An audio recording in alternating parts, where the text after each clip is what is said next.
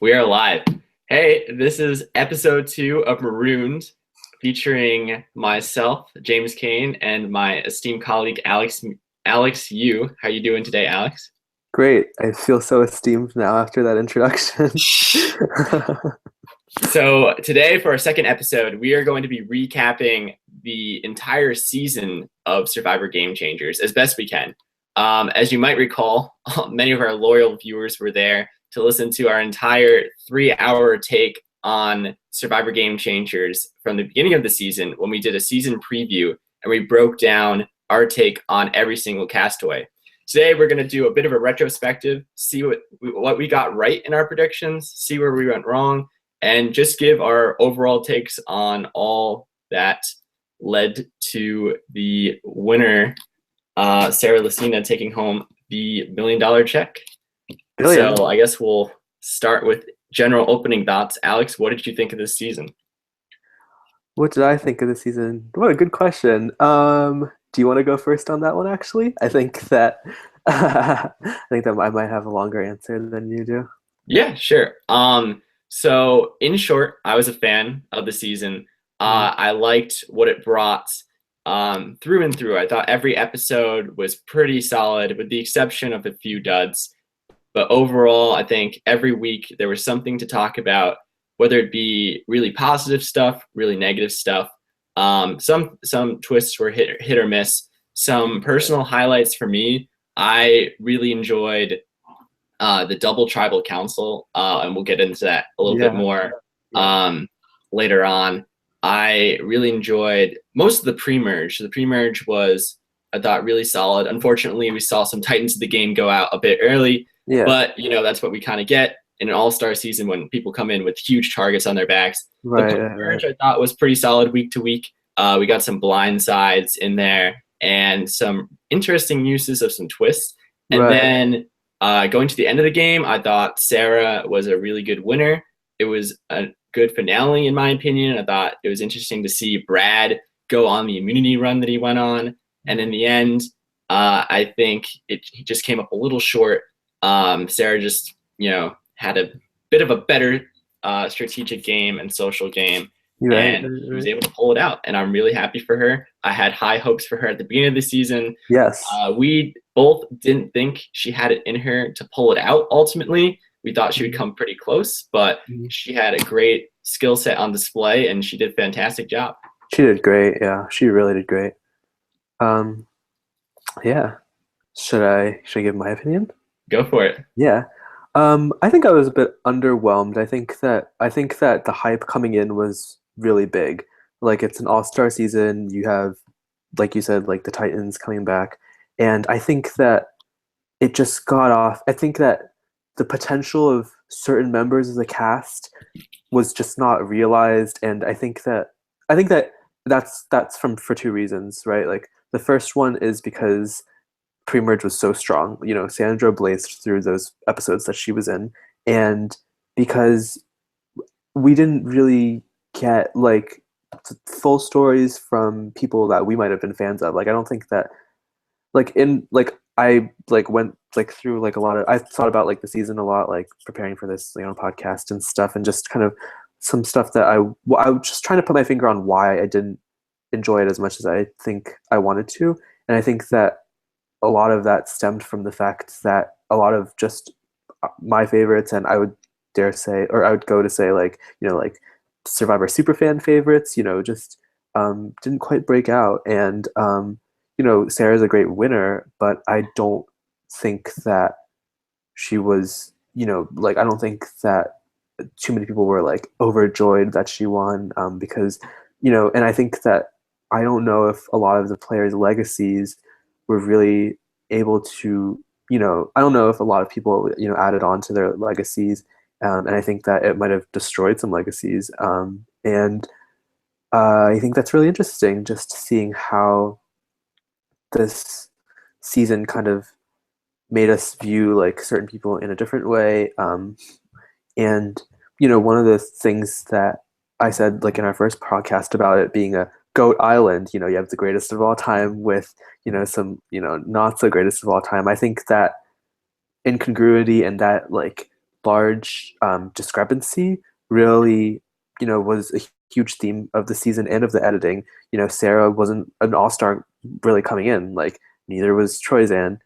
Well, that's debatable, but like I think that that just was like a theme throughout the season and kind of impacted my level of enjoyment. So I would have to say that I came in with a lot of hype, and the first few episodes were very, very good, but I think that it dropped off as soon as it hit the merge.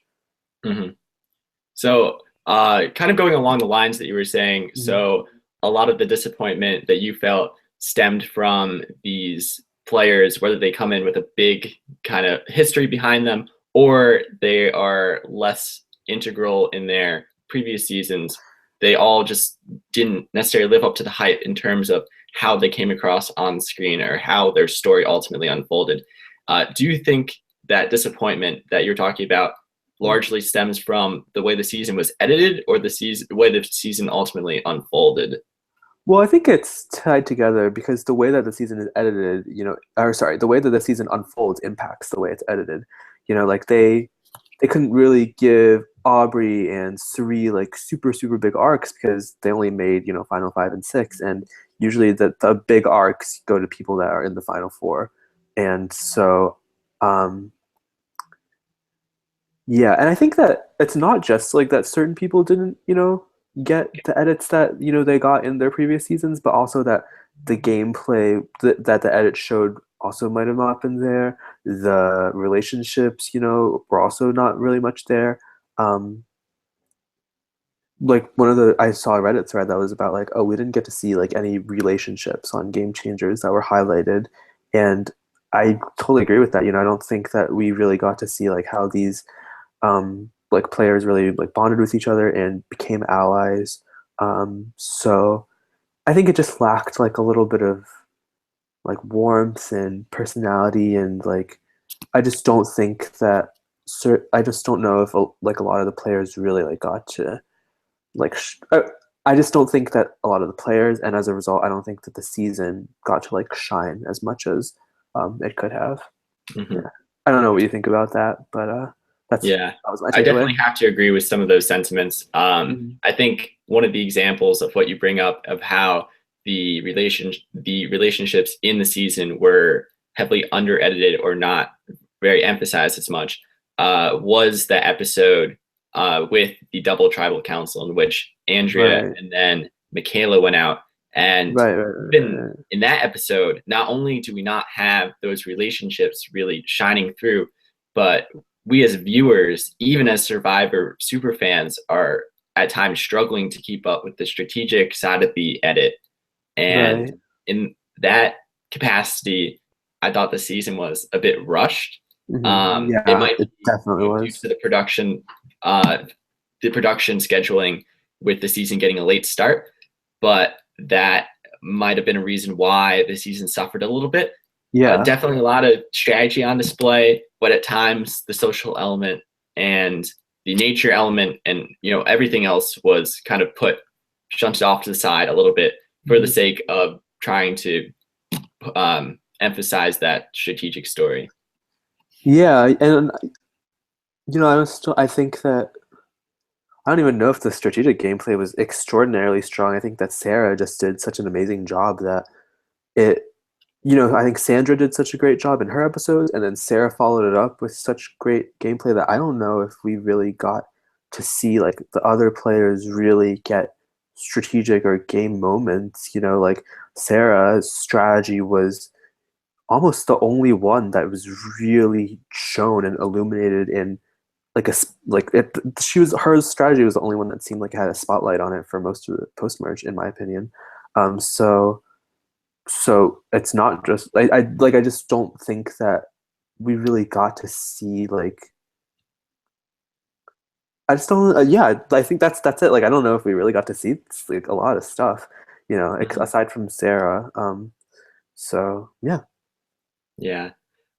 Personally, I would have to echo some of that. I'm a little disappointed that my girl Aubrey didn't get enough of an Right, edit, right, but we didn't see a lot of what was going on beneath the surface. And right. ultimately, some people just dominated the screen time based on how the story was told and Yeah. ultimately how the season went in terms of just the sequence of events. But You know what's I funny think is that's that a yeah, you know what's funny is that I actually like went back to the confessional counts and Aubrey actually didn't get in terms of numbers, like Aubrey only went either one episode or two episodes getting no confessionals and like her confessional count was like actually not bad for like the typical like, like um random girl who makes it to like the final five or final six, like maybe like Sierra Don Thomas in season 30. mhm, But it still felt like minimized, I think, right. compared to her dominance in the edit and the dominance of her game in Korong, that it felt underwhelming, even though the producers actually or the editors actually did give her like a confessional every episode, or so. um, Mhm. and I think that it's just that the way that she was presented wasn't the way that we had seen her be in 32 or the way that we had wanted her to be in 32. And I think that um, yeah, that impacted like the perspective and the like lens that we saw her season through, or her arc in Game Changers through. Yeah. Mhm. I think that is a great point. There are some people that did get those edits. I mean, there's got to be a way to fill that screen time. I think Hmm. part of the reason, just to quickly touch on that, is that Aubrey, a lot of her edits were, or a lot of her confessionals were talking about other events that happened that didn't involve her. Whereas in Co Wrong, we saw her giving us a very clear picture of the game she was trying to play. And this Hmm. time around, Aubrey was mostly talking about the other events that happened that she was just kind of giving her take on as opposed to really driving the action in Koran. That's But I really guess we can interesting. circle around. Oh, what was that, Alex?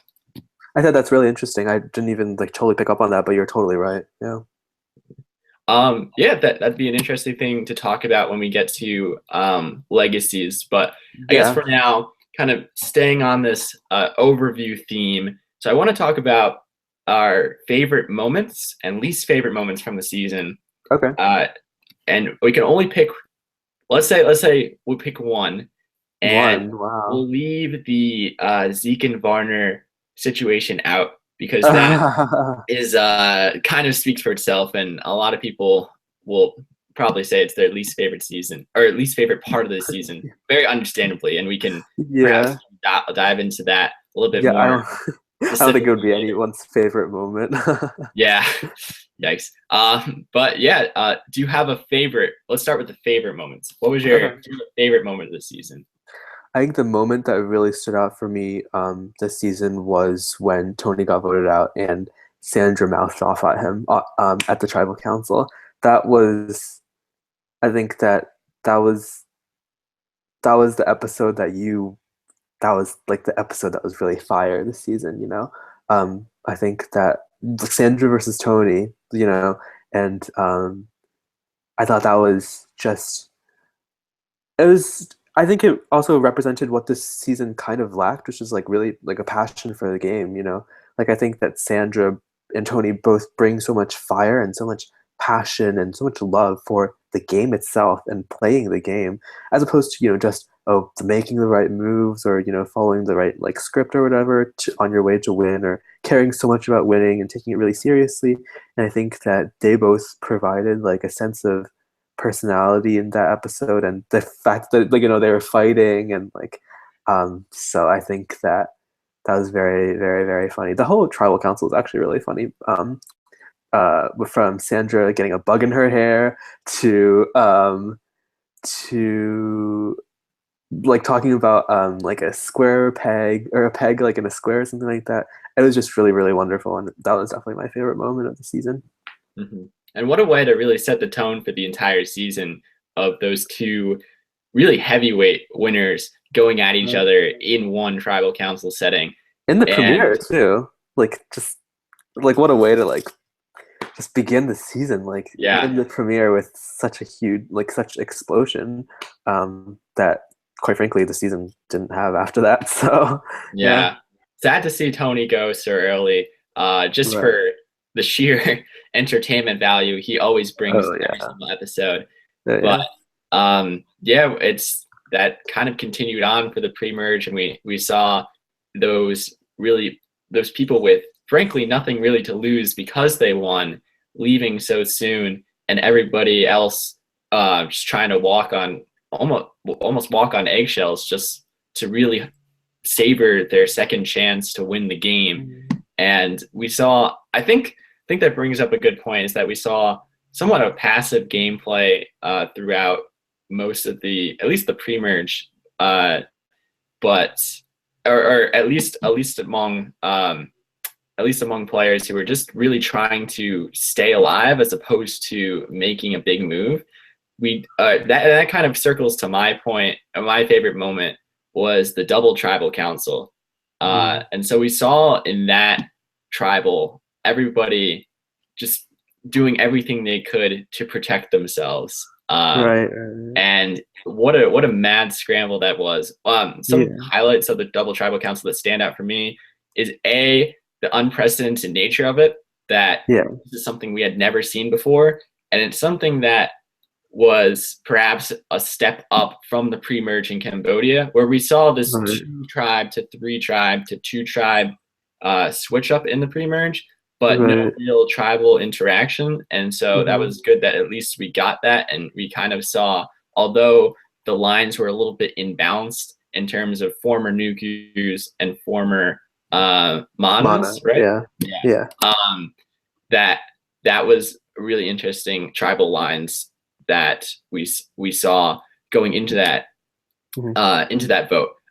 Secondly, I thought it was interesting to see the 6-5 disadvantage or advantage, however viewpoint you see it from, that you had to play with, and on top of that, with a couple people in the middle, like JT, who had allegiance to Mana people because they were former Nukus, and then Haley, who had allegiance to the other side.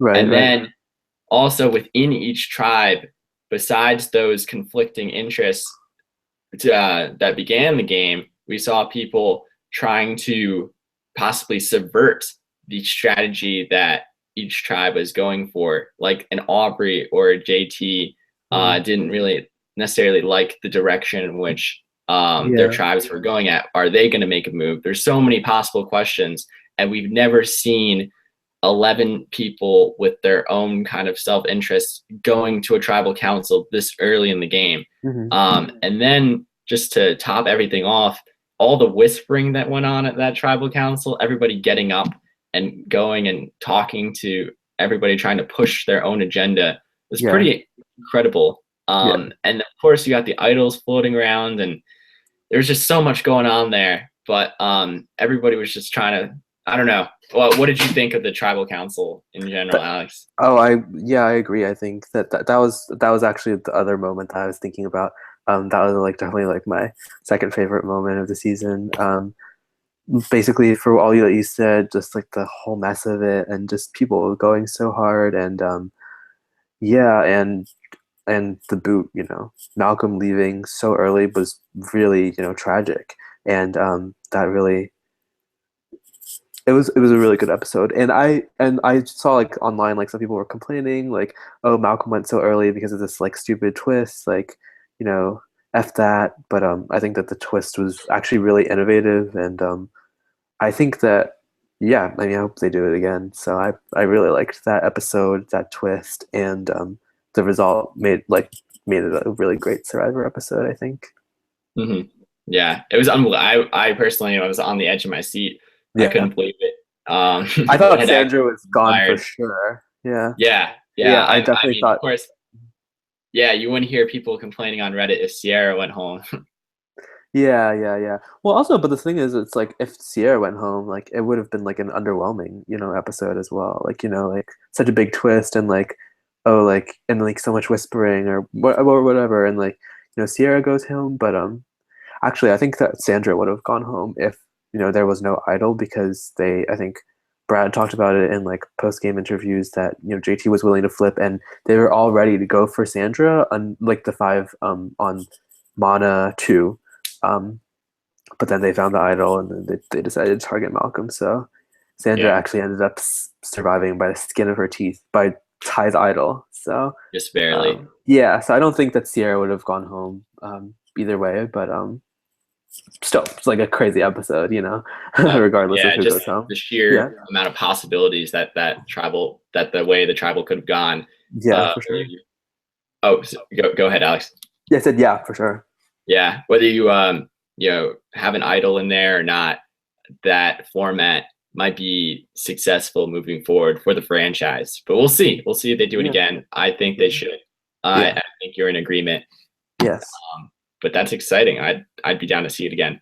yeah. Uh, so pivoting over to least favorite moments. Do you have a least favorite moment from the season outside of the whole Zeke and Varner incident? My least favorite moment of the season. Do you want to take this? Because I have to think about it. Sure. Yeah. Maybe while you're thinking about it, we can expand that to or a moment that was just a little disappointing that fell a little flat. Okay, For I have a me, moment. Yeah, go ahead. oh, do you want to? I No, I have a moment in mind, but I kind of like want to hear what you say. So, Okay, yeah. yeah. For me, I think it was the entirety of, I think it was the third episode in Mhm. which Caleb went home. I didn't really Right. get too much out of that episode. I think it Okay. was clearly the least entertaining episode of the pre-merge. You Mhm. had Caleb go home, which he doesn't have too much of a survivor legacy aside from his evacuation. So there Right. wasn't much going on strategically there. There was a little bit of an interest with will the co-wrong people align together, but that Right. didn't really uh, mount to very much. And Right. then on the Nuku side of things, we saw the goat incident, which was a bit nice here and there. Your mileage may vary on how much you value that scene and everything Right. that went down there. I didn't really Right. find that too enticing. And Right. then on the Tavua tribe, the Green tribe, this was after they went from 2 to 3. So on that third tribe, Mhm. it was not much going on there either. I think Troyzan may have found the idol in that episode, but besides Mhm. that, there's really nothing strategic happening going on there. So that episode as a whole, I'd have to say is my least favorite Okay. aspect. Okay. Um. So like when you said like least favorite, it's like like most It can be like you can dullest. kind of play around Okay. with that. It doesn't necessarily Okay. have to be. Yeah. I just named a few. So Mhm. My first answer for like least favorite was just kind of like the boot order, like just like the course of the season, like just kind of how it all went down. Wasn't exactly um, great. The other moments I had in mind was kind of like kind of mean. Like I thought that the Suri balance beam moment, while like the sentiment was good, like the editing was just so melodramatic that like I just like could not like it was like it felt so like editing like it just felt like so like it just felt like the editor's hands were like all over that like and it's just like yeah, they're it giving wasn't. Suri a So essentially, moment it like wasn't it a very natural moment as it yeah, could have been. I thought it was like super synthetic and like it's just like Yeah, I was like very flabbergasted. I think another moment that I ended up really not liking was the one that Sri went home when all the idols got played. Like I think that maybe like on a newbie season, like it'd be like amazing, but like the fact that it was Sri and just like it just made it like all seem like very ridiculous. Like four idols getting played at like, a final six. Like it's just like nullifying. Like I don't know. Like I guess it's like a Survivor like wet dream. Like to like see so many idols like cancel each other out or whatever. Blah blah blah. But I just it just seemed so ridiculous that three went out that way, and it's like the whole situation just kind of didn't exactly live up to the fanfare, I think. So those would be some yeah, of my least favorite moments. yeah. The Suri moment was definitely a little bit of a disappointment. That was not so great to see her go out that way. She has Yeah. had some unlucky times in which she's gone out, and so I guess it's Yeah. consistent a little bit with her Survivor legacy that she goes out Yeah. that way, and she To be doesn't. fair, like I don't think she would have won either way, but like it's Yeah, like just like the fact that she did go out that way just makes it seem like idols like are there because they like provide moments, you know, like when someone gets idled out or when someone saves themselves, that's like the epitome of like exciting survivor gameplay. And so like when four idols get played and like it, you know, tipping in the favor of like Sarah and Brad and Troy's hand instead of Suri and Aubrey, like I think it just wasn't like it just didn't work. So yeah. So you bring up something that was really inherent in this season, and that was Mhm. all the twists that Oh happened yeah. and the way that they broke through. Mhm. So how about we'll go through a couple twists that were Mhm. introduced this season, or were just very present in this season, and we can just go back and forth, give our takes, and then ultimately give a yay or nay as to whether they worked or not, or and then kind of tied in with that if you'd like to see it again in future seasons. So one of Okay. the things. Oh, go ahead, Alex. Yeah, no, sure. Like, yeah, that sounds like Oh, something good to talk okay. about. Yeah. So I guess we can start with something that was very present in the tribal council that you bring up, Mhm. which is the legacy advantage. Right. Now, we saw this in season 33, and without seeing how it aired and how the public received it, um, the producers decided to go through with it for season 34, Mhm. and we saw it play a more pivotal role in Right. the final six tribal council in 34 than it did in 33. What do Mhm. you think of the legacy advantage? I really like it. I think that it's just like a cool idea. Like, it's just like very like just I think that it could be executed really, really well. Um, I think that I really want to see it in like a dumb player's hands so that like they like get targeted for it and then it just becomes like this like whack-a-mole game. I think that would be like the pivot or the peak of entertainment for that. I like the idea. Um, I just like I guess it didn't really work that amazingly in Millennials versus Gen X. And I can't really decide if it worked like super well in this Mm-hmm. like in Game Changers, but I mean I think the idea itself is good. Um, yeah. Do you have any commentary on how it went down outside of the tribal council, specifically referring to how Sarah was able to coax it off of Sierra Don Thomas's hands? I think that was amazing. That like that I think that was like that really showed, you know, what could be done with the legacy advantage and that was like next level gameplay that like I think that like if it weren't for like Sarah's, you know, how well Sarah did that, like I think that it could have just been like I want to take you out, like I want to go for you and target you so that like you can get it, but Sarah just like handled that whole thing masterfully. So Mm-hmm. and she needed it because she would have Yeah, gotten the majority of the votes. So, yeah. um, Ultimately, yeah. it might have been the move that won her the game, Mhm. and it was just so well done. And I think it's a testament to how much she had her finger on the pulse the entire time out there. Yeah. She was great. Uh, so one more last question about the legacy advantage is one suggested tweak to it, or one aspect of it that people think might be unfair is, or at least in 34 and 33, that the legacy advantage was just something out there on the first day and somebody Right. happened to find it and nobody else knew that this legacy advantage was in the game. Do you think that that's okay now that this has aired and people know that a legacy advantage might be out there and that quite frankly any advantage might be lying around at any other time? Or do you think there's potentially a better way to handle that situation? Uh, I mean, like, I feel like whether like the players knowing it exists on day one or not is like not as important because it's like it might create paranoia, really, if anything. But like I don't because if like a player is able to keep it like secret, then like it's like then I think that like the result would be the same, you know, um, Mhm. unless there is like a public legacy advantage up for grabs, like um, like if it was like a legacy advantage, go get it like as soon as you get off the mat or something like that. Like instead of racing for chickens, you race for like a legacy advantage or something like that. That'd be funny. But like, but I don't think that that would make a difference specifically. Yeah. Okay. Yeah, So overall consensus, are you are for or against the legacy advantage?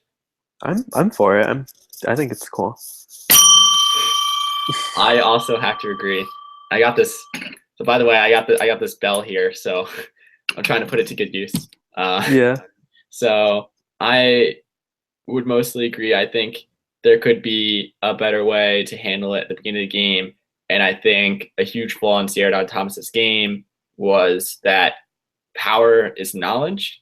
And she just made a big mistake in one of the big powers, one of the big advantages inherent in the legacy advantage is the fact that nobody knows about it, or at hmm, least on that season. And so right. if nobody knows about it, that threat is not immediate, it's not out there, and you can keep it concealed. Um, but you can argue, I guess, like in the context of the situation that Sierra Don Thomas would probably have gone home in that tribal council. But um, but yeah, I think that was a huge mistake by her. Yeah, But maybe we'll get into that a little bit later. But to move on to other advantages and twists that we saw, one of hmm, them that never amounted to anything that maybe yeah. Survivor producers will bring back is the tied votes Time. Yeah, yeah, situation. And so yeah. just to recap how that would have went, if the vote initially appeared as a tie on an so you need an even number of votes, or actually, well, with idols not necessarily, but if the two highest vote totals were the same, then everybody that wasn't immune or wasn't part of the two people who got votes would draw rocks. Do Right. you like this idea, even though it never manifested itself? So I think it's not draw rocks. I think it's like they have to come to a consensus or Or they draw so rocks, unless they right? come to a consensus, then they draw rocks. Yep. Right, yeah. Um, since we didn't see it this season, I really don't know like what the potential for it is, but I think that like it I think that in some seasons like I think that one of the reasons like why it was implemented was like for TV purposes. Like it's just like tie votes are like such like a like and then like after you revote, it's just like the suspense is all lost because it's like you pretty know like who's going home. Like in that like when Malcolm went home and Caramo and he got tied votes with like Reynolds, it's like oh like Malcolm's going home. Like it's very obvious, but and I think that in some seasons like in previous seasons like there have been a lot of efforts to tie the vote, like just to prevent an idol, like in the first tribal council of Korong, where Darnell and Alicia got like a tied vote, like um, that was very like over planning kind of, and that type of thing didn't happen this season. Like technically, like you could have put like 3 votes on Sierra and 3 votes on Troyzan, or you could have like um, what was another one with Sandra? Like when Sandra went home, they could have put 3 votes on Sandra and 2 votes on Varner in case Sandra had an idol. But then the fact that there was this tie vote rule maybe like made people stack their votes. Um, I just think we haven't seen it play out, and I think that it might really like cause players to not want ties. But then if people really don't want ties, then there's more a likelier chance of people getting idled out successfully. So Mhm. it's like I don't I don't know if we are really gonna see it like I don't know if like it's ever gonna reach like it's I don't know if it's ever gonna reach that point of like consensus then rocks or something like Yeah. that. Like I don't know if people will go to rocks like as a result of this new tie rule. So um I think it might have influenced gameplay subtly, but like the fact that it like influenced it so subtly like just meant that it didn't get on screen. So Hmm. it's a bit like of a flop twist, I guess. So overall, you really are kind of indifferent, I guess, between having the rule in place or not having the rule in place. Would Yeah, you I say almost that think fair? that you should. Yeah, I mean, I am indifferent, but like I feel like because I'm indifferent, then like I feel like they should just get rid of it because it's like if it doesn't do much, then like and then you make a big fanfare of it in like episode one, like this season, blah blah blah blah, blah, then Yeah. like it's like and like it just didn't produce any fruits. So I think that's fairly useless. Hmm. So on a similar note, I will also withhold judgment on the Hmm. twist as a whole. I would like to see it implemented and at least see it actually play out and influence the vote in a Hmm. future season. But until then, I don't know if we can really give too much of a take on that. But Hmm. moving on to something that is a bit more relevant in today's Survivor, and that would be hiding idols and advantages and challenges. So Okay. this might vary based on the exactly what's hidden, but we have seen hidden immunity idols, hidden at challenges, and Troy Zane got one this season. Right.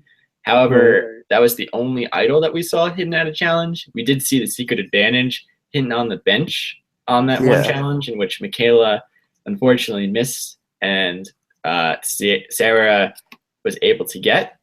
But Hmm. what do you think? How do you think that that went this season? And do you generally like that idea of hiding advantages at challenges? Yeah, I do. I think it's cool. Yeah. Yeah. Do you think? Yeah. So I would agree on that one. I like the idea. I liked it back in 31. It really makes people keen. Have to be like there. You never know what's going to hit you at any point in the game. Right. You just got to be Yeah. um, razor sharp focus the entire time out there. One Yeah. thing that I thought was you can, I guess, debate the fairness of is having the secret advantage on the bench itself in that one Mhm. reward challenge. And nine times Right. out of 10, I think we can say that somebody else that's not on the bench for that challenge, 9 times out of 10, that person is not, another person like Sarah is not going to find it. Do you think Yeah. it's fair to hide advantages on the benches at challenges? I didn't even think of it that way. Yeah, why not? Survivor can do whatever it really wants. So, Yeah, um, yeah, I was fine with that. I mean, that also kind of happened with like Exile Island. Like Debbie got an advantage just right. because she was the one out of randomly. So, yeah, I mean, I think that the bench thing is fine because it does technically like open it up to like Sarah was still able to get it, but um, like Debbie's advantage was probably very unnecessary. So Yeah. yeah. Um, right. Two more things on this segment. One of which you just brought up is the whole Debbie exile twist. Um, Right. do you think that A, it's an improvement upon what Survivor usually does, and that if there's a split into two tribes at an odd number, that odd person out will go to Exile Island or some remote beach and just have to live on their Right. own? A, do you think Yeah, it's an this improvement, or B, do you think there's a better improvement, if any, if you have in mind? yeah, I think that like this is like what they did in Korong where they made Julia go to like the Braun Beach by herself. Um I think that it was like it's like fun like as an idea, but I don't like it really like when we talked about like our favorite moments, like it really like wasn't really up there. So I think that was probably like a bit extraneous. Yeah. I will say, I guess on my end, I did think it was a bit, um, it was a bit much at Mhm. times. I will ultimately remember that moment that Debbie got exiled and got on the boat and was with Cochrane better than I will seeing Julia Sokolowski on a random island on herself. Like ultimately, we know like she's fine. Like there was some storyline of internal kind of struggle and overcoming Right, challenges right, and whatnot. right. But that's something we see all the time on the show, and that's something kind of inherent in the show's format. But I did like it overall. I just thought Mhm. at times it was a bit too much. I already thought it was unbelievable that Debbie got on this private boat with all these fruits and other foods and whatnot, and then to Mhm. have Cochrane there, like that was pretty cool. I thought to have a strategy talk, and then when they brought up the advantages, I was like, you can't, what? Like, come on, enough already. Like, Yeah. um, although we did see the advantage play out in a correct way, it wasn't necessarily wasted, or it wasn't necessarily done in a way that got her kicked out with the extra vote. But Yeah, you know, it happened. It was something that happened on the season. Um, not up there yeah, with favorite moments, but yeah. I just thought it was like boring. Like it just didn't. I don't know that like that vote steal like really or was it a vote steal even? No, it was an extra so vote. Sarah's Sorry. advantage was vote steal, and then Debbie's Right. was the extra vote. Yeah. Oh yeah, I totally forgot. Like so, yeah. It just like really was. It was extra. I think it just wasn't. Yeah, I think that was just like dumb. Like just to have like over like to I think that was like one of the complaints that a lot of people have, just like the oversaturation of like advantages and like Mhm. twisty type of things. Like it was just a very like with a twist, like with a swap like already happening, like it's just it like really wasn't necessary. And the extra vote like really wasn't effect wasn't it didn't change anything. So Right. I think that it was just like you could get yeah that was just like very bland. And one Yeah. last thing in terms of changes or twists. This one wasn't as dramatic as other twists we saw in the game, but it was something that potentially did have an impact in the final result in the season. And I'm talking about the format of the final tribal council. Okay. Now, this is a departure from previous formats, or the format that Survivor has really been going with for the last 33 seasons. In that each juror gets up, asks a question or two to one of the finalists. Mhm. Albeit the segment is usually heavily edited, and then they go and sit back down, and there's no real juror to juror interaction usually. But Mhm. we did see it this time around. I'll say personally that I did like it as a concept. I thought Mhm. in this season it played out well. I Mhm. liked the final tribal council in general. I didn't like Yeah. Jeff interfering as much as he did in terms Yeah. of segmentation. I Right. thought that the segments that he introduced were a bit, I'll say, inaccurate in terms of Yeah. what outwit, outplay, and outlast mean. Oh, They, definitely. but I do like it overall. The segments could be a Right. bit better and more fleshed out and less kind of ambiguous, as he puts it. But um, but I like it. Yeah. Do you Yeah. have thoughts on it, Alex?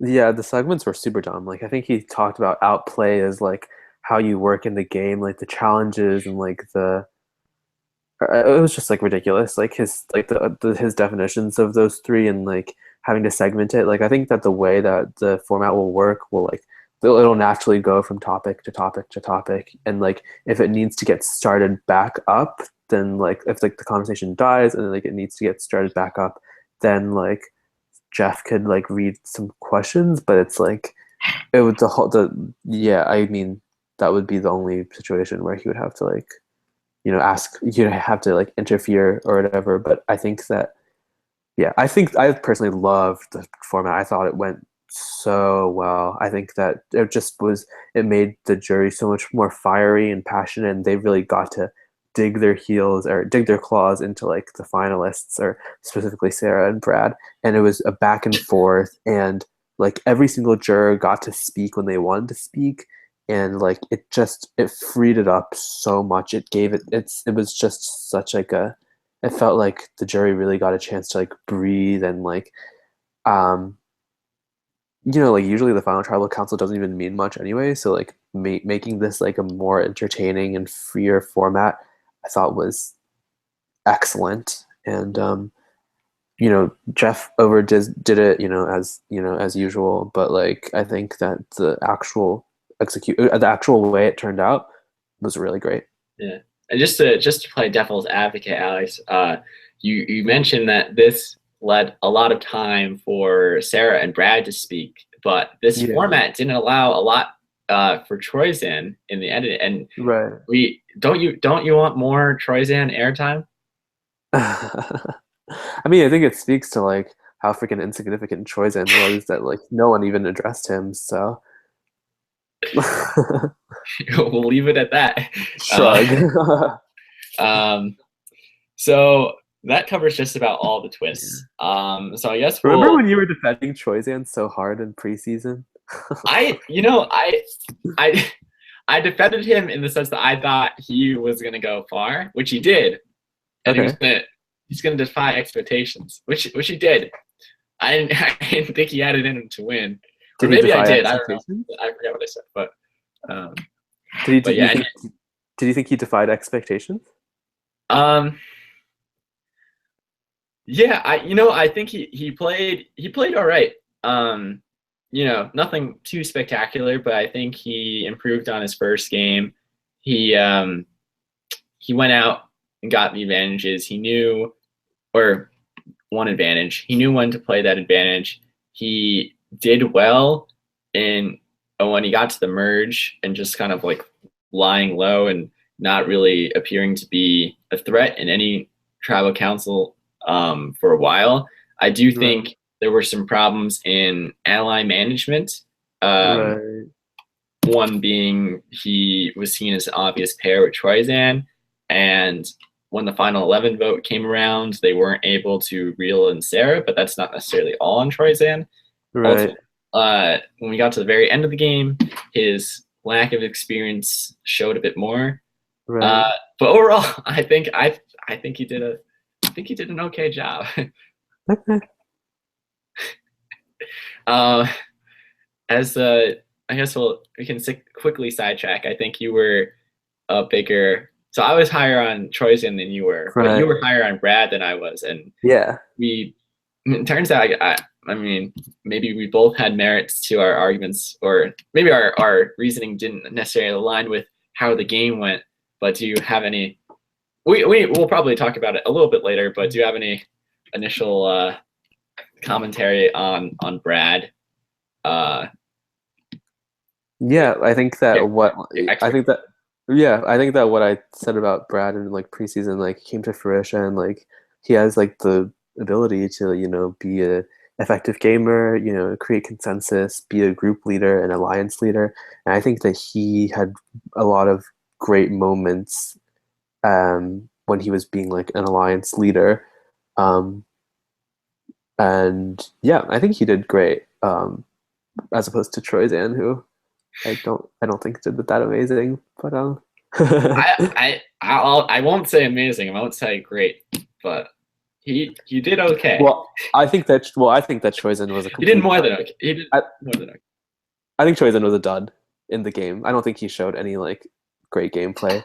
Like he at the final five tribal council, I think one of the things he said is like, "Yeah, we're all trying to figure out that final three thingy."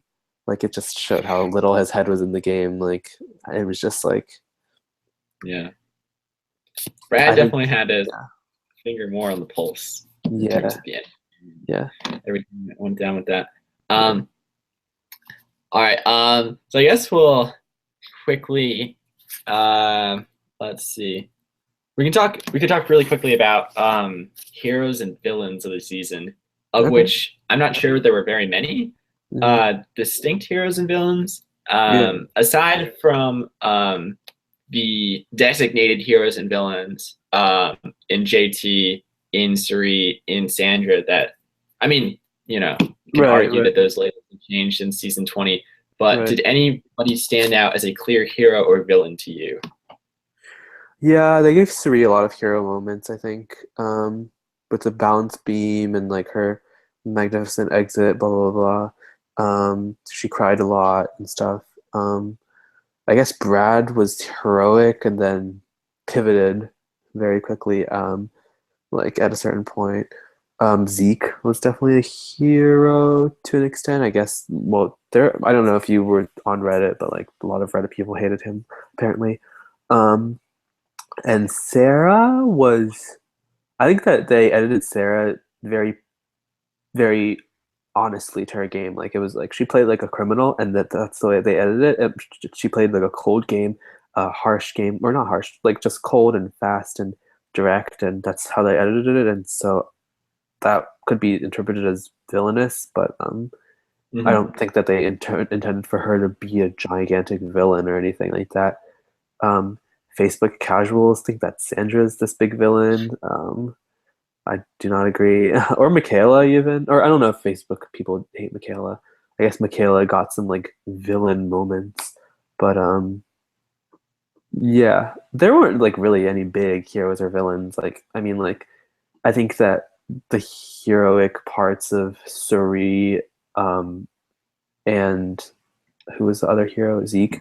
The heroic moments of like Suri and Zeke were so overblown by the show that was like they were like the designated heroes. Like so, so yeah. Yeah, I think yeah. Overall, when we got down to it, heroes and villains, that kind of line was not really significant in the end game, or Yeah. it's significant, or yeah, especially towards the end game. But Zeke does stand out for me as somebody who, Right. uh, yeah, I can I can praise kind of his actions all Yeah. day Yeah. till the cows come home. But Right. yeah, yeah, he's my winner pick, not just because I really like his game, but I just also a little biased because I just like him a lot personally, and Right. Right. Right. I can't imagine, and to those Reddit people who give him a hard time, like I personally just can't imagine being out there for such a significant um, life event, especially being blindsided by it Yeah. at a tribal council and Right. on such a wide stage. It was remarkable the way he handled the situation and how he was so quickly able to recover. I do think it's unfortunate that we saw that story sputter out a little bit. Hmm. Largely, I think, in part because people were afraid to go to the end with him, and he was ousted a bit quickly after the merge. Right. But I do respect everything that he's brought to the show, and um, you know I enjoy rooting for him a lot. I Right. don't really root for a lot of or there aren't a lot of heroes that I Hmm. necessarily really get behind Right. this season. I kind of like take a look back and kind of examine things from a very broad strategic perspective. But Right. Right. Right. yeah, you brought a lot to the season, both from a likability standpoint and from a strategic standpoint. Right. At least he also went out swinging. But I'll leave it at that for heroes. I can go into a bit more of people that you said, but I'll name one person I thought was a little villainous this season was Debbie. Uh, Mhm. I didn't really care for all her yelling and antics, and Yeah. but that's just me. Do you have does any villain stand out in your mind? I really don't think that there was like a humongous villain. I think Varner really was like the biggest villain. There had the most villainous moments, if anything. And like Sarah had like a villain undertone to her, but it's Mhm. like I don't really think that there was like and Brad, I guess, became really villainous in the last episode, but like I don't think that there was like a humongous multi episode like villain development type of thing. So I don't who was like the last big villain? Scott and Jason were like villains together, I guess. Yeah, on the show, maybe. Yeah, Millennials Gen X was also lacking in a true villain out there. No, Maybe there was no or villain. Taylor. Or, I mean, it all depends on perspective, and there is a bit of, even with the edit, a bit of subjectiveness that comes with the designation of hero and villain title. Yeah. But yeah, the Yeah. show I don't think it's really had one. Um, yeah, even in 31. I mean, Abby. Savage or someone. What was that? I said Abby. Yeah. Oh, well, yeah. There we go. Yeah. Do There you are a think? few. I mean, Yeah. Did you see um, Cass as a villain in Calgion? um, Cass and yeah. Tony, I guess. Well, yeah. I think like in Jeff Probst's mind, Cass is definitely a villain. Yeah. Because that her and Abby went up on the stage together in the second Oh chance yeah. thing, and yeah, but yeah, no, I think that that was fine. I do think that was part of what made this All Star season a bit different from the other ones, because in the Right. other one, like your second chances and heroes versus villains and All Stars, Right. we do see more of a hero villain line Sure. unfold, and Mhm. I guess we can your mileage may vary on how much that makes for a good season, but Right. so kind of along those lines, for you, how does Game Changers stack up against other returning seasons? So we'll keep this in the context of all returnees, so just all stars and heroes, villains, and Cambodia. Cambodia. Yeah, I think that there was something I mean, I watched All Stars like at such a young age when I was like a huge Super Survivor fan, and like I think it still feels like something like there still feels like there's something like holy about like Survivor All Stars and special about like just the fact that these people are back. You know, like we see returning players like so freaking often right now, but like like the actual concept of it is like really like interesting, you know, and cool. Um, so I think that All Stars was special in a way, and I mean heroes versus villains, you know, like that's an unbeatable season, I think, you know, so I think that is definitely the best All Star season.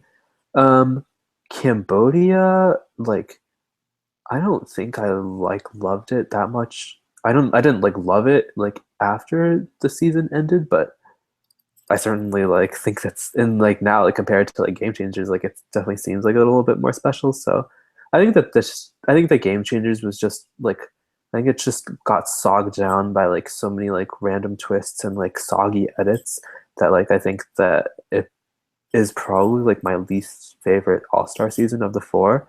Um, yeah. Yeah. Understand. Yeah, I think you lay out a lot of good reasons as to why that is. For me, I enjoyed all four. I mean, I enjoy every Survivor season, Right. but Yeah. uh, I enjoyed all four. Just holistically. Right. There are, of course, many things you can pick apart for each season. Yeah. I would say that I think of the four, I go a little off mainstream uh, in my in thinking that Heroes versus Villains not as great of a season as Okay. other people make it out to be. I still put it way up there, but I Hmm. think I'd put Cambodia first. I'm a Hmm. little influenced by the fact that my I guess my real Survivor fandom is like has peaked like in the last few years, and I was Right. just so hyped for the second chance vote and everything. And I guess considering that as part of part of the season, and then just seeing people like Spencer come back and Right. all Right. the Right. post merge stuff, and that was really cool. Yeah, for Um, sure. so I'd probably rank that first. Probably Hmm. Heroes versus Villains second. And one thing about I like Game Changed overall. I'd say I put it above All Stars. Hmm. I guess I kind of lack that nostalgia factor because I don't know if I remember watching too much of it live, and then Right. Rob Right. Right. was kind of out early, and that was a little bit of a damper for me. Right. Uh, but one of the nice things about Game Changers is that was able to watch Game Changers with a couple people who had never Yeah. seen the show before, Right. and had a couple nice viewing parties and whatnot. And it was really cool to see, how those people like received it, and it was nice kind of breaking it down with some of my friends in mind, and Yeah. I don't know, What that was like kind of what like was the boosted casual it a bit for me. perspective? Yeah. What was that? Like they were like casuals, obviously. So like Yeah, it what was was like their Mhm. they really picked it up like pretty quickly. They were Yeah.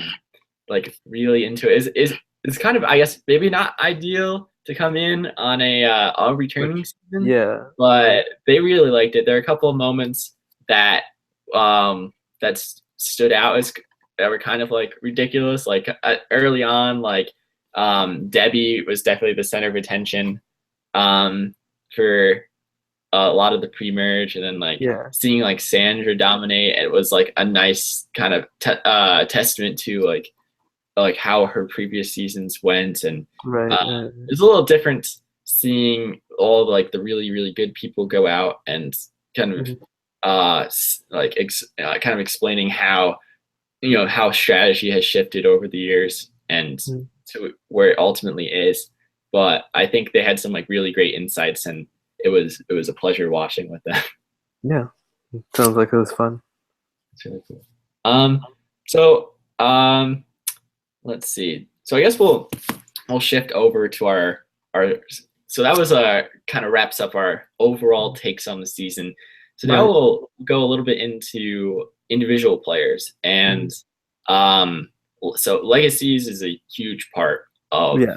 this season, any returning season, but especially a season in which we've seen two-time competitors and three-time competitors and four-time competitors.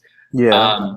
So for you, Alex, who really um, who had would you say the most remarkable improvement upon their legacy, and who was the biggest disappointment, or the person who had tarnished their legacy the most? I mean, I think Sarah, her legacy has got to have been like she actually has a legacy now, like she played such a great game and like I would even dare say that she played a better game than Jeremy. And I think that it just like her, she came from nothing to becoming like, like Rob said, she's a top 10 winner, so I think that her legacy definitely improved the most.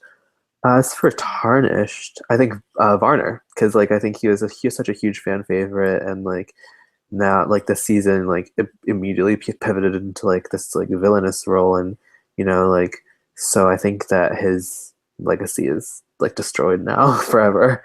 So yeah, those would be the two most dramatic ones, I think. There are a lot of Yeah. people in between, obviously, but those would be like the people who like improved and tarnished their legacy the most for me.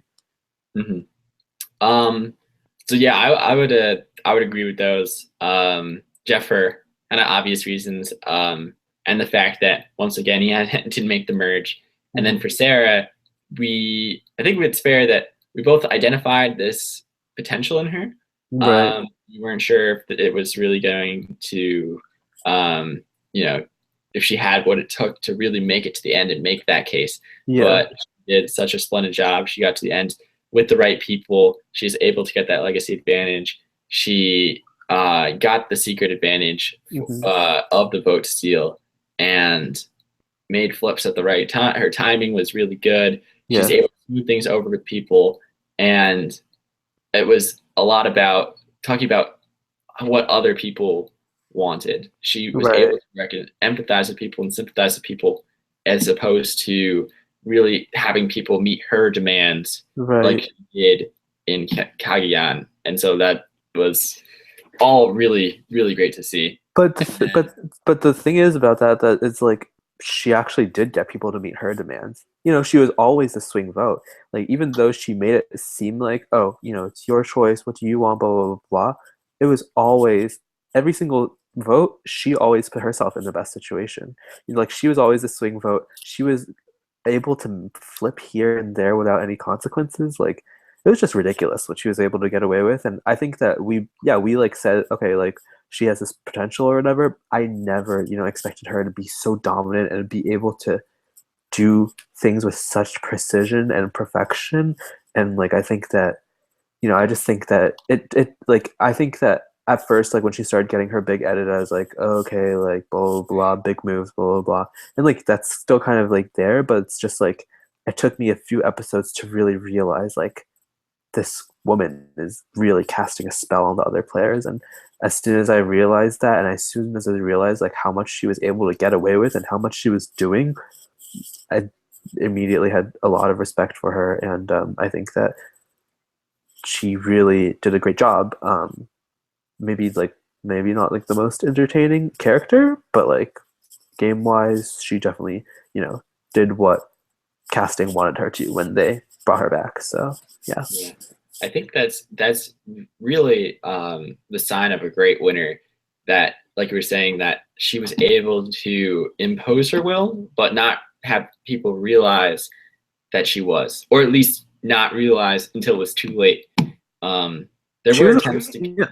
She was a puppet master, like straight up. Like it's like I don't know if we've seen like a puppet master in Survivor in a while. Like I think last season, like David like was like an aggressive, strategic, and social player, and in like 32, like even Aubrey, like she was like a dominant force. But I don't know if we've seen someone be able to pull strings and manipulate like so well, like in and have that be the crux of their game and be shown repeatedly again and again, and like a really long time. So a Yeah. lot of props for her for that. I'm trying to think of who. I think Tyson was really good. I think Tyson, like in Blood versus Water, probably played on like a similar level as she did. But but yeah, it was a good Yeah. win.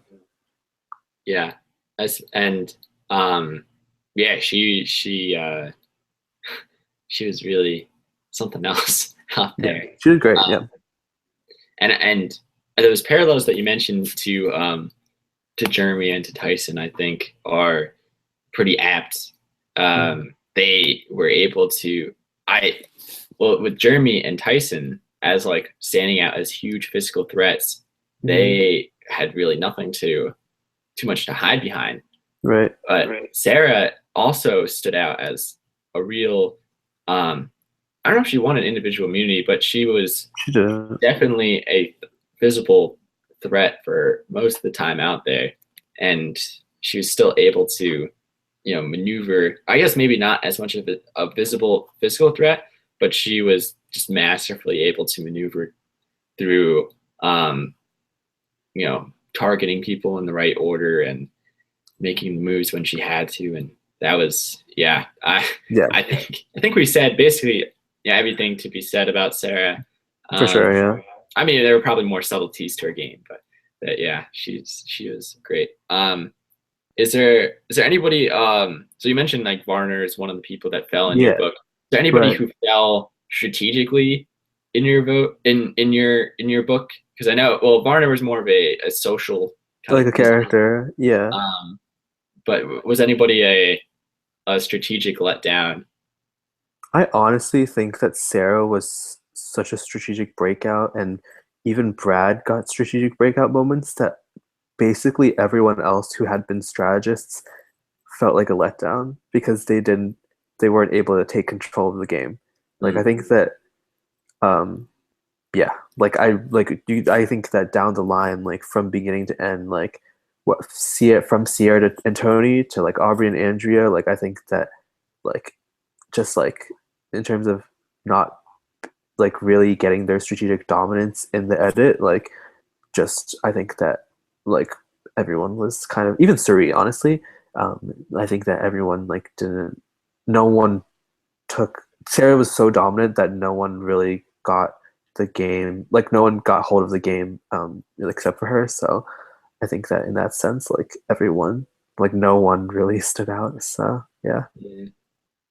And yeah, I mean, by virtue of the game, right? Somebody's going to get to the end, but the way in which she did it and the way in which she voted correctly almost every time and didn't really have too many votes against her is another shining mark on her resume.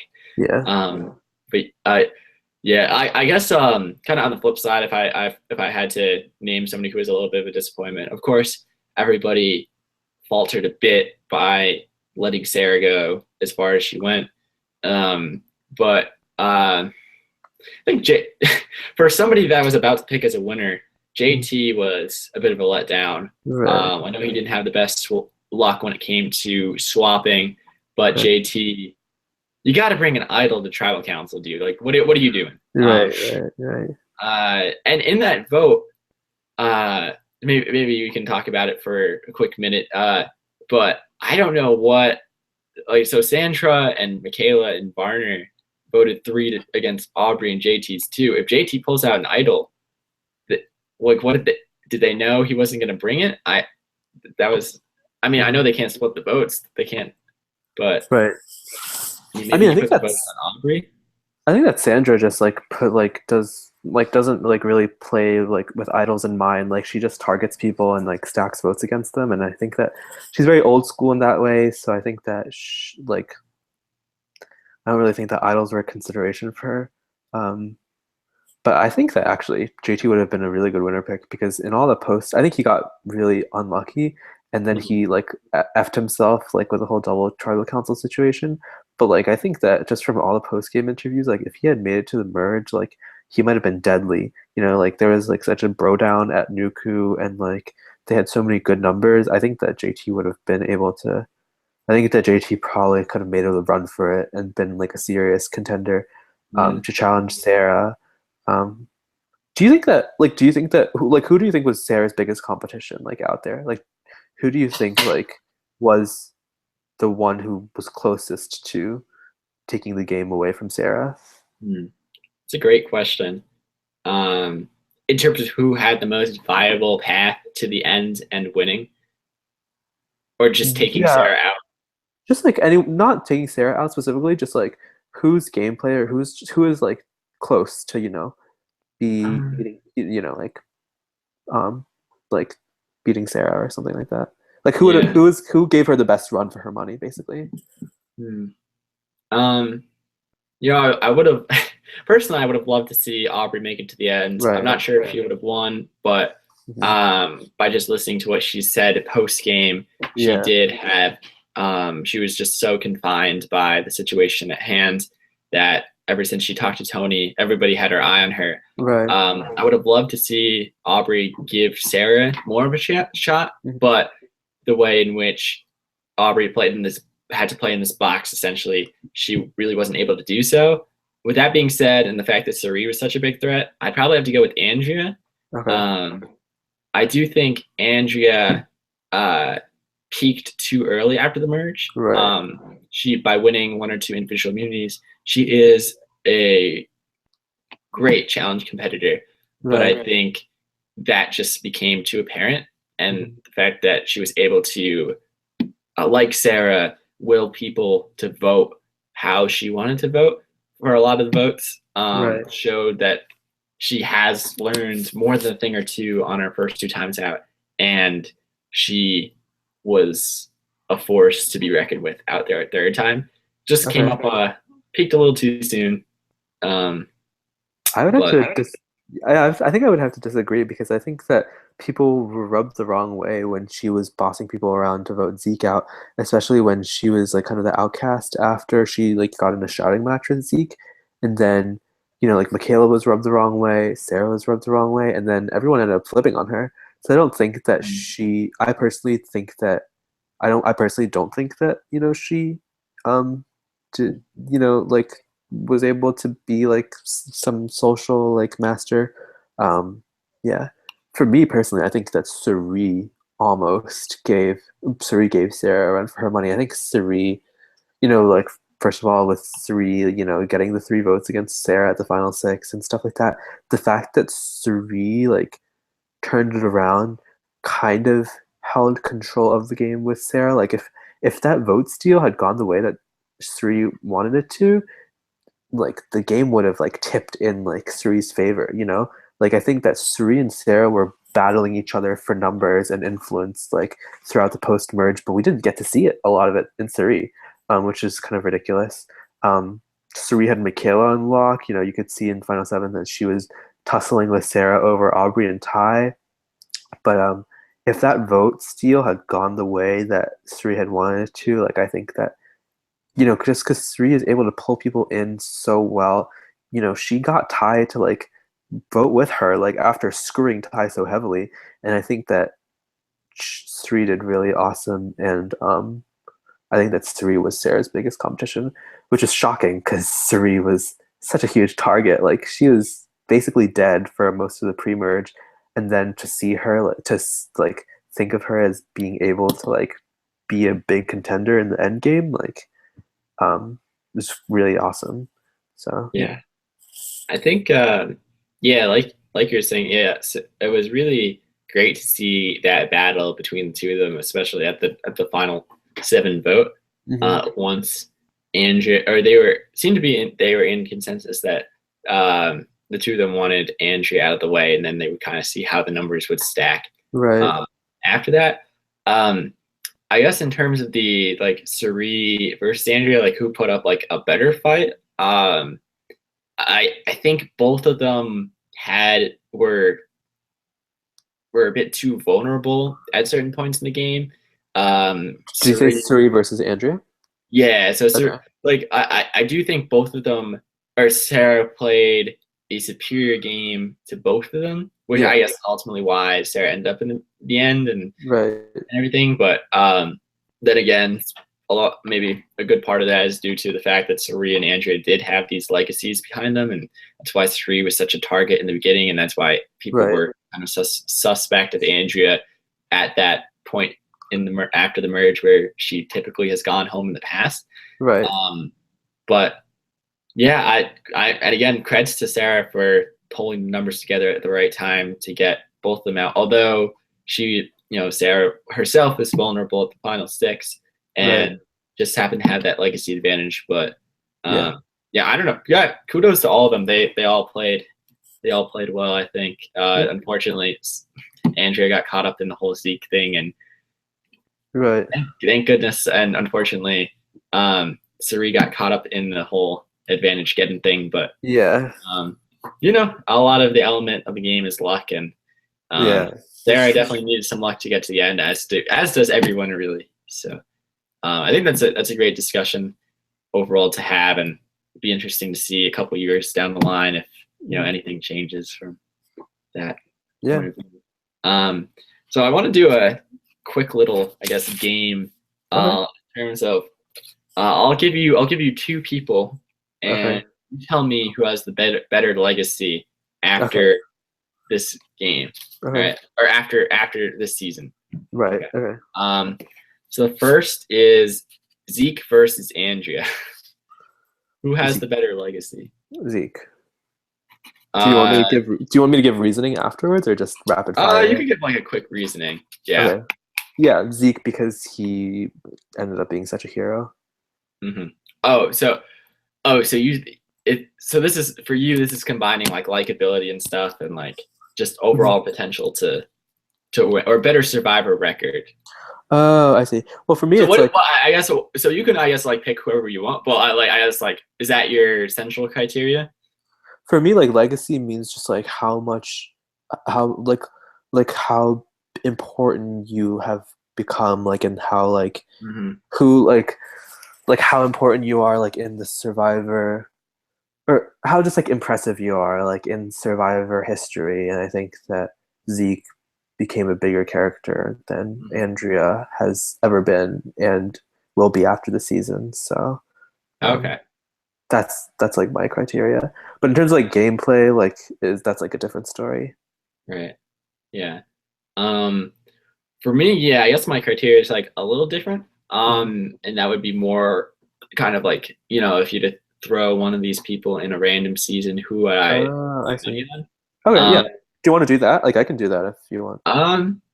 Yeah, I don't know. I'm fine with doing that. Would you still stick with Zeke, or would you go with Andrea? I'd say Zeke, because I think that he was like I just think that he's like more of a. I think he's more charismatic. I think Andrea just like she just puts a target on herself. Like she just can't help it. Like it's just it's so funny because she got targeted at the final 11 and the final 9 this time. She got targeted at exactly the same votes last time too. Yeah. And like she got votes against her at 11, and then she got votes against her at 9, and it just like showed that like I don't think that I think that her thing is about being a big player more than about being a player who's going to win the game. And she just like attracts such a target. Like, not to say that Zeke doesn't either, like, and like Aubrey said something on her post-game podcast, like, oh, like Zeke went to like blow up a plan like right after they had told him about it, which is not good gameplay in my opinion. But like the fact that Zeke was, so like struggling so hard, like, and then he was able to like almost get Brad and Troyzan like with him and collect his numbers, like with Michaela and Sarah too. Like he's like, if he had survived that one vote, like he might have, put up more of a fight, and like no one was going to take him to the end, obviously. So he would have had to go on an immunity run. But the fact that like he was able to like still be able to gather numbers to a certain degree, I think that makes him more impressive than Andrea's limited game. Yeah. That's interesting. Yeah. I'd also go with Zeke. I'll be in a consensus here. I think he demonstrates a bit more flexibility. Yeah. And I don't know. I think both of them, given another shot, would have a hard time winning. They both have a great skill set. I'd love to see like both of them go out there like almost as like pseudo first time players. Right. But Zeke just demonstrates so much uh, social capacity. They just get Right. along and relate to so many people. Um, and I think he did that well this season, and I think he would do that well in another season. I mean, Zeke's Um, going to get invited back for sure. Like, there's no way Zeke's not going to come back on Survivor after like this, after the whole incident and how much yeah, press he got. Like, he's a star now, so it might be a while yeah, until he comes back, but that'd be I'd like to see it. Um, yeah, I guess I'm a little bit jaded by Andrea at the moment, just having seen her 3 times as opposed to Zeke twice. But right, um, right, right, right. I'd be down for either of them returning, but Okay, more so Zeke. right. Um, so I guess so. Moving on to another matchup. How about Ty versus Ozzy? Who would? Oh, Ozzy, interesting. Definitely tie because I think that Ozzy's a dud game wise. Like, it's just like I don't think that he's showed anything this season. Like he was like an extra this season, really. He didn't. Yeah, I mean, he didn't win challenges. Like he was like pretty like dumb strategically in my opinion. And at least Ty like is able to like pull off some big moves and you know do some work. So I think that would put more money on Ty for sure. Mhm. Um, That's interesting. I think given the right tools, if he comes back, I don't want to say Ozzy has. I don't think either of them has a non-zero chance of winning. I Hmm. was a little bit disappointed at Ozzy for, like you said, kind of being this dud figure this season. Right. I liked Rob Cesternino's line of reasoning, and that people might forget about him, and if he kind of turns on at the right time, he can make a run and maybe get to the end. But he just really, to me, didn't really demonstrate too much strategic insight and acumen I to just really. think I just think that even if he got to the end, like he is a legend, that might be like why he would win. But like I just feel like he would be like a Ken from last Yeah. season. Like it's like Or all in the face of these other all stars with a much more strategic mindset, he would like kind of. I mean like it's just clear that he's not driving the game. Like Yeah. Suri like roped him in for the votes this season. It's like I think it's just so clear that like he was also following Brad's lead. So I think that I just don't think that he will succeed as a strategist ever. And so I Mhm. think that's less than like less than I think that you can say more for Ty. So that's why I'd put money on Ty. Mhm. I think Ty can. Um, I don't know if Ty has like the. I think both of them. We've never really seen them drive a boat too well. Mhm. Um, I think it's. I'd go with Ty. I'd go with Ty too. Mhm. Um, it's just that I was more impressed by Ty this season, Right. uh, just of how he was better able to dictate his own game.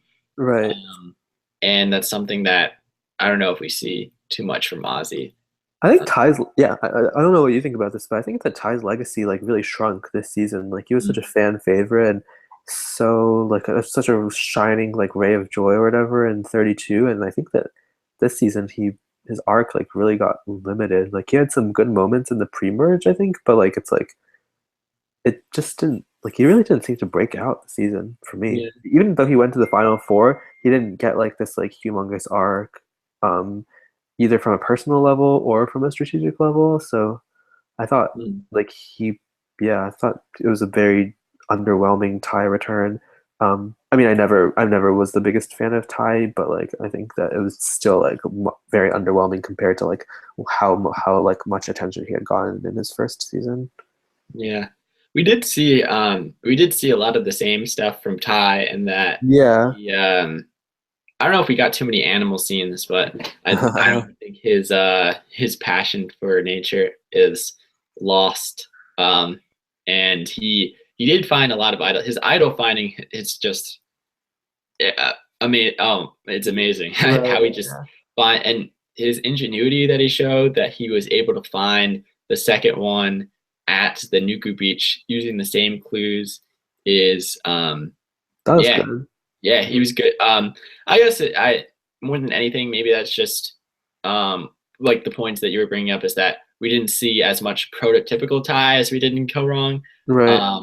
That might just, I guess, boil down to how the season was edited, Yeah. and that a lot of edits were kind of left to be desired. Right.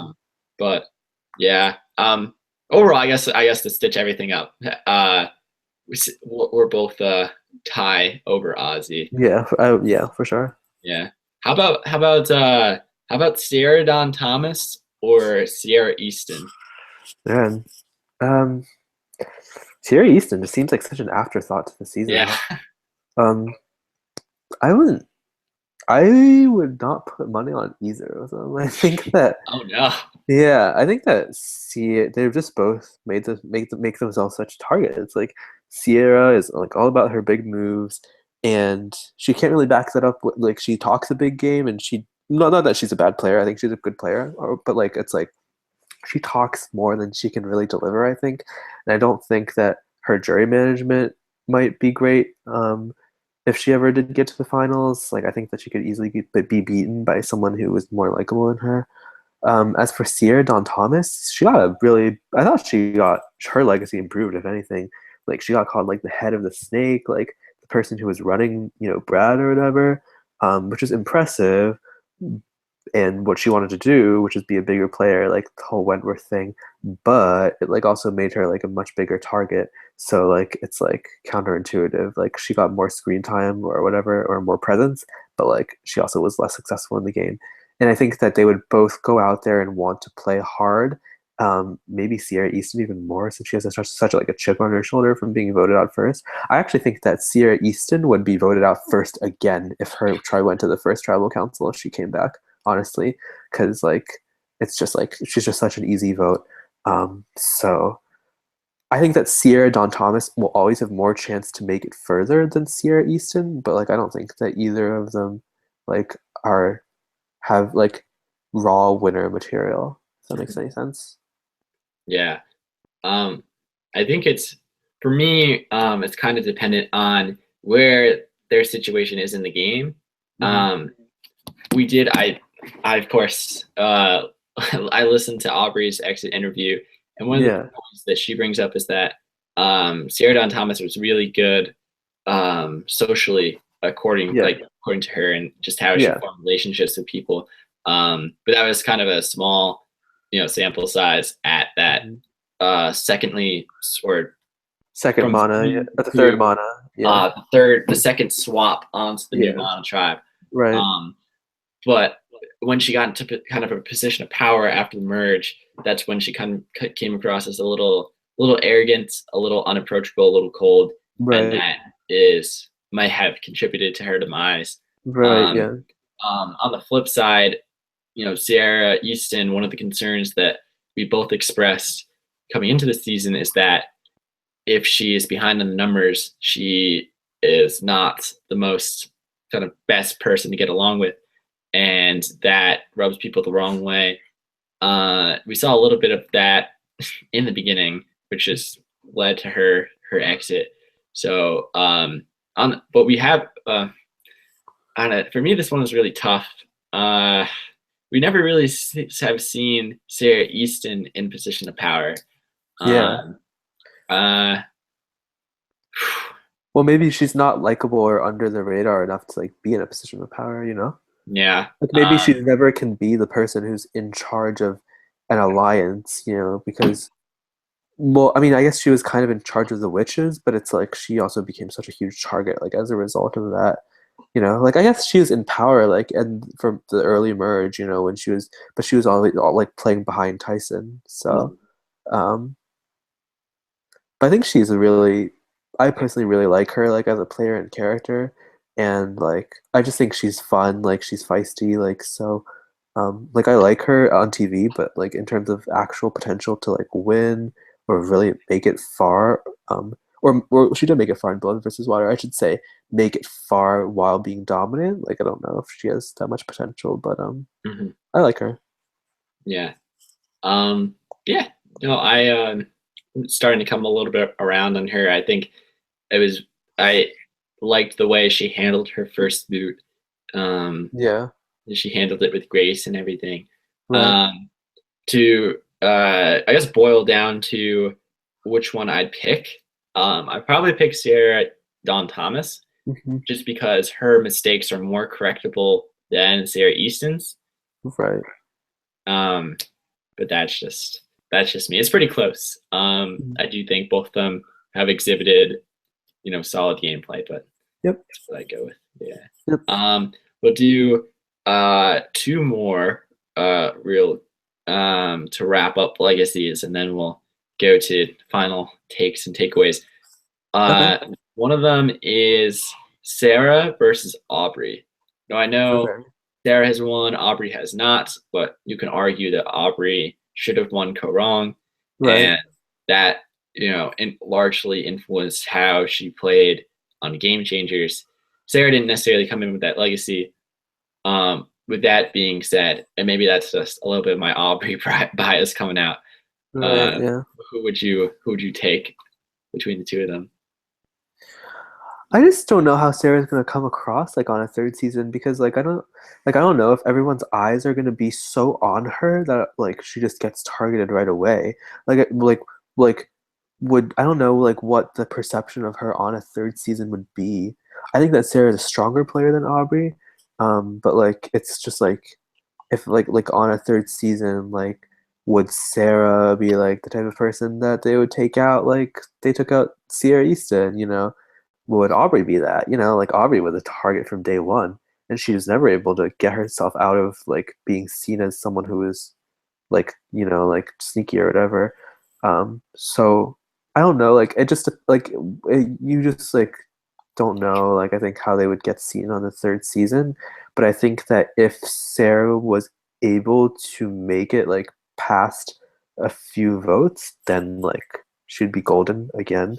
But so yeah, I think that if Sarah were able to like make it like coast through the first few votes and like eradicate the target that's on her, like then like I'll definitely put money on her. Um, but yeah. Yeah, I think it would be tough a third time out for Sarah.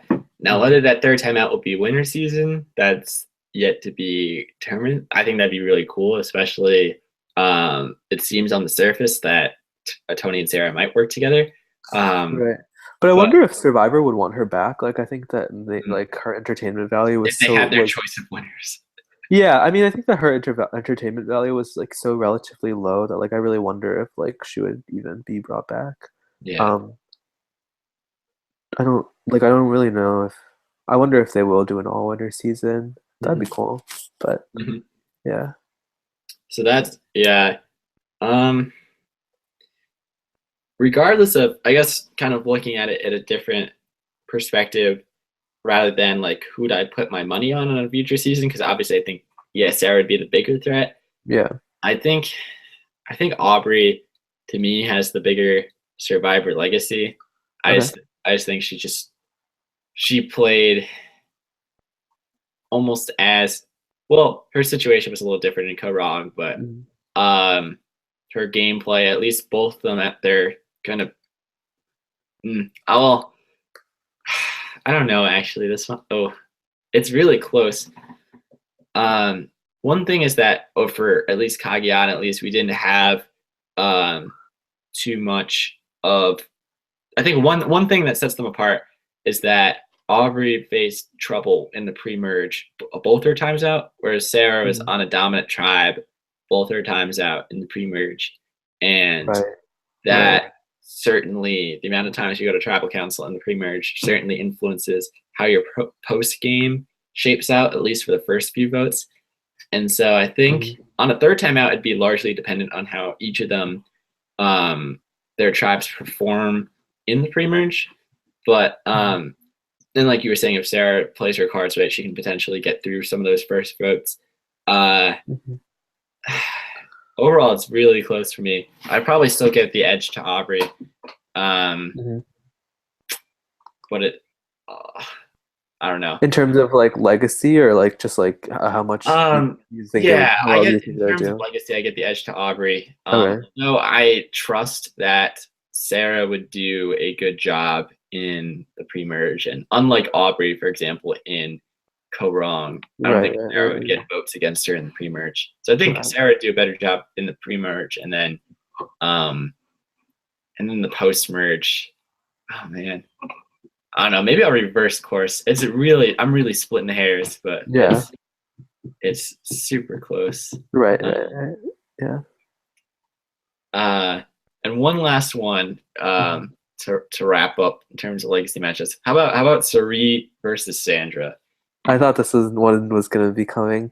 Um, I think that I wouldn't again, like I wouldn't put money on either of them. Like they're I mean, it's just like they are so like legendary, like they have like been elevated like above like the just simply like a winner status or like simply a good player status. They're just so legendary that like it's just like Suri would have been gone like had she gone to a tribal council pre-merge, and like Sandra got taken out so quickly. But it's like and I think that the fact that they were like the random all stars, or they were the all stars that were legendary enough to be chosen to get onto this GOAT season, like I think that it just makes them bigger targets than like anyone else really like coming back. So, but with that being said, like I would put money on Sandra because I think that Sandra played better than Suri this season did. Like the fact that Sandra was able to make it past past Mana without any target whatsoever, like is ridiculous. The only reason like that she got, well, not the only reason, but like 90% of the reason why she got voted out when she did was because she didn't have numbers at the swap, like period. Like, and that's something that like players just like it's difficult for any player to really, really, really overcome. So I think that I would put more money on Sandra, but I don't think that either of them would win Mm, again. Like I don't think Sandra can win again ever, and I don't think that three will win. yeah. So I would probably go with Suri on mm, this one. She although both of them played really well this mhm. season, I think the um, largely in the beginning, the tribes in which they were a part of were a large reason why Sandra was able to do what she did, and the reason Suri was kind of behind, in that she really didn't have to like anybody to hide behind. Right, I do, from a personal perspective, do respect the more kind of subtle social maneuvers more by Suri and right, that type of gameplay in general. right, Whereas Sandra's kind of loud and brash and out in the open, which seems right, to be working for her for a while, and that a lot of times is a display of kind of putting her full self out there.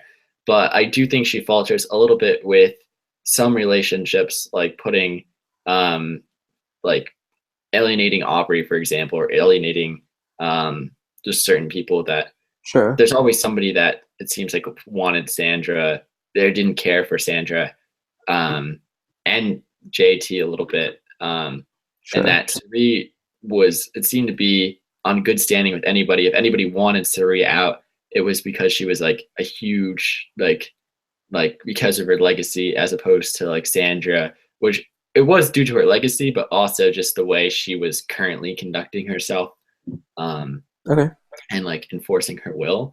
yep, Um, and sometimes it just wasn't the smoothest, but hmm it's pretty close. But I don't think either of them can win on a fourth or fifth timeout. yeah, But I'd get the edge to Suri.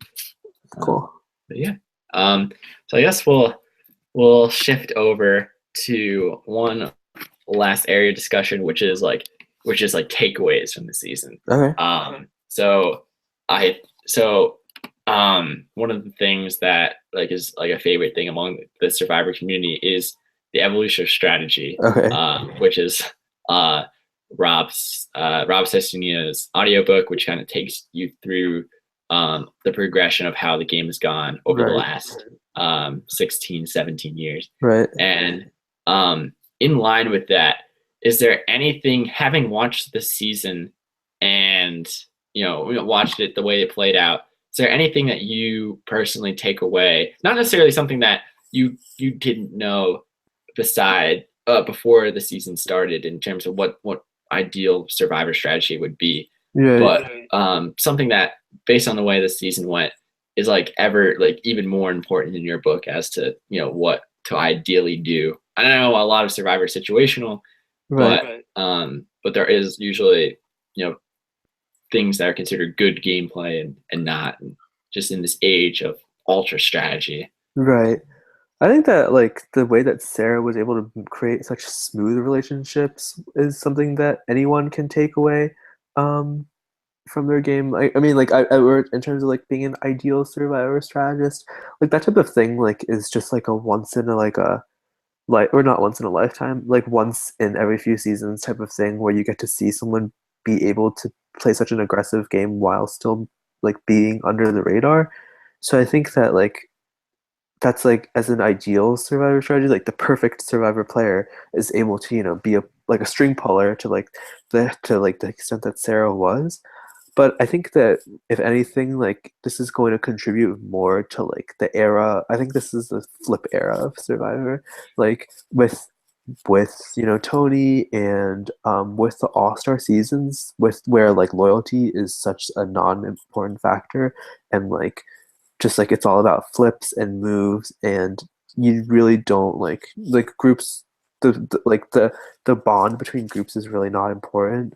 I think that that's going to stay with like I think that that's going to like affect like how the game is played in future seasons And for. and real quick, I guess when you mean bonds between groups, do you mean uh, premier like original tribe groups or post switch groups or just any groups in general? I think I was just talking about like social bonds. Like I think that like just like the way that like people like an alliance, or a group of people who vote together like are less obligated to like stick together on All-Star seasons because people just want to like people because loyalty is like not as important. I think that that's something that will influence like later seasons as well. Like I think that Millennials versus Gen X is already an example of that like where flips were so common, and like flipping was so sexy, and like that I think it's a result of like the fact that there is such little loyalty in Cagayan, or not, sorry, not in Cagayan, such little loyalty in Cambodia, and um, I think that the fact that Sarah won by playing a very disloyal game, flipping on everyone, flipping back to people, like I think that that might be something that future players will take away and a trend that will continue. Um, yeah, Yeah. Yeah, no, I think you bring up a lot of good points, especially concerning the fluidity of the modern day survivor. right, Uh, yeah, I think a lot of or at least in the age, specifically taking into account the results of millennials, Gen X.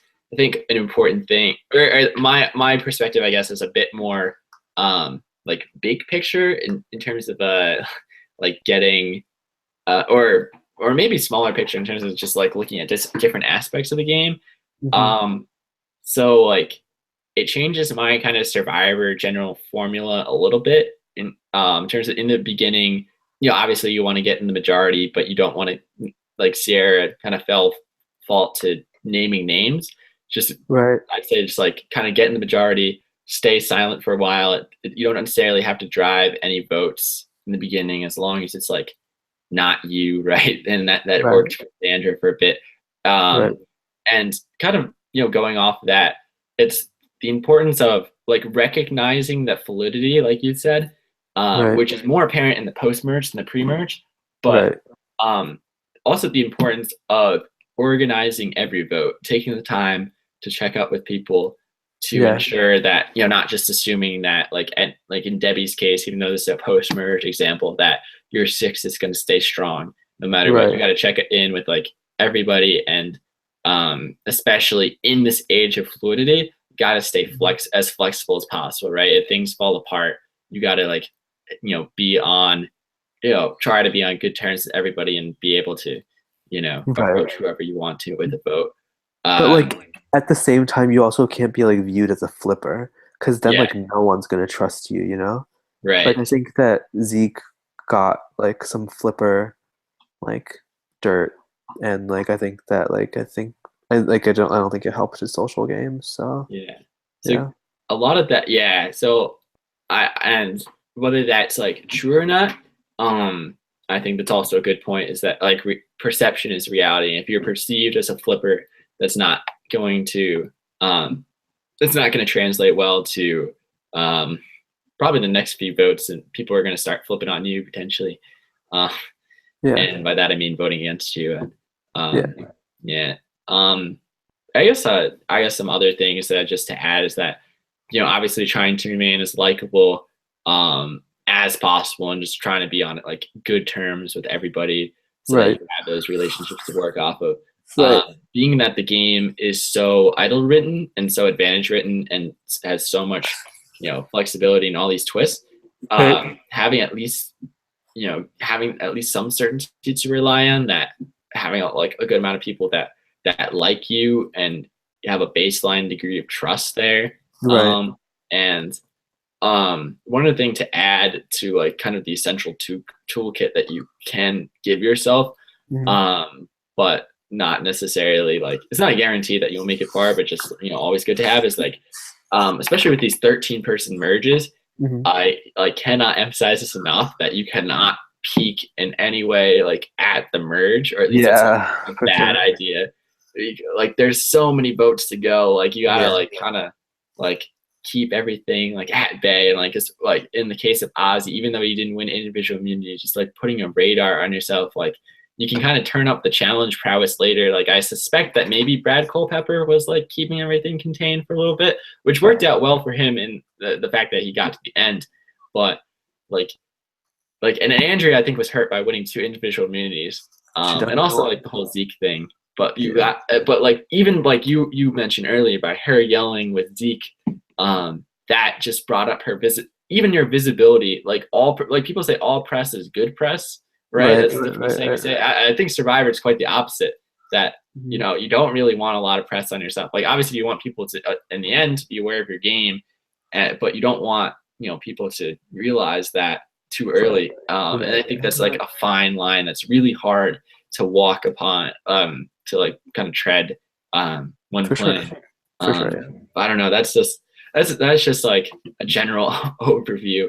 right. Um, but there's just so much to keep in mind that I'm sure Mhm. with all the conditions and everything that goes on out there, it is so much easier said than done. Right, definitely. Yeah. Yeah. Um, cool. Let's see.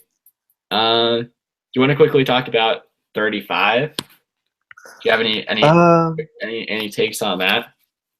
on I mean, I 35, think we all know the theme, but yeah, I think that I am not like particularly like hyped or anything like that.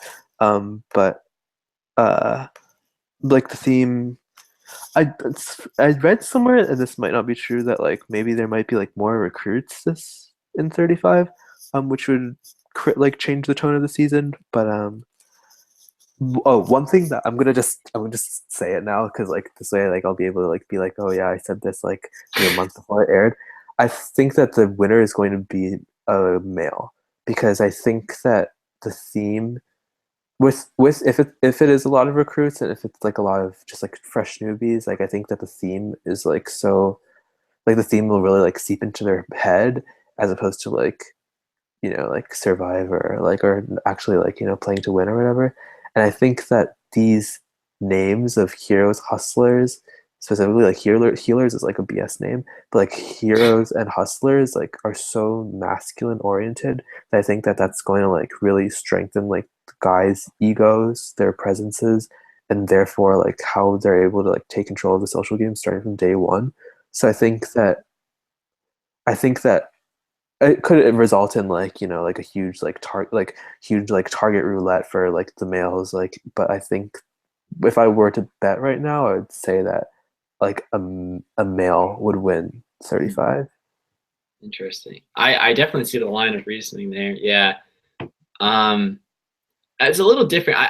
there are some people that say that this season upcoming is essentially Worlds Apart too.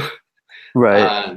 And in that way, like the blue collar seems, especially the blue collar males, seemed a bit Hmm. empowered and Right. um, were able to really get their way to the end. Right. I don't know, I guess, too much about the cast to really say I whether, I don't know anything about the cast. Yeah, yeah, I'm like avoiding the have like cast kind of stuff. yeah. Um, Yeah. but it seems like kind of interesting on the surface. I like the theme seems pretty cool. I don't know. Again, like this is some contrived thing by Jeff, and like we were kind of talking about before, and not Right. everything that Jeff comes up with necessarily is, um, Right. it might be like the labels he gives things. Let's just say aren't Mhm. the most accurate at times. Right. Um, Right. but regardless of that, I think I like the idea. I'll tell you this. I like the idea of them dividing tribes by positive attributes. Um, Mm. in kind of this age in which people like to put other people into boxes of like binary boxes of like, oh, this is either good or this is bad.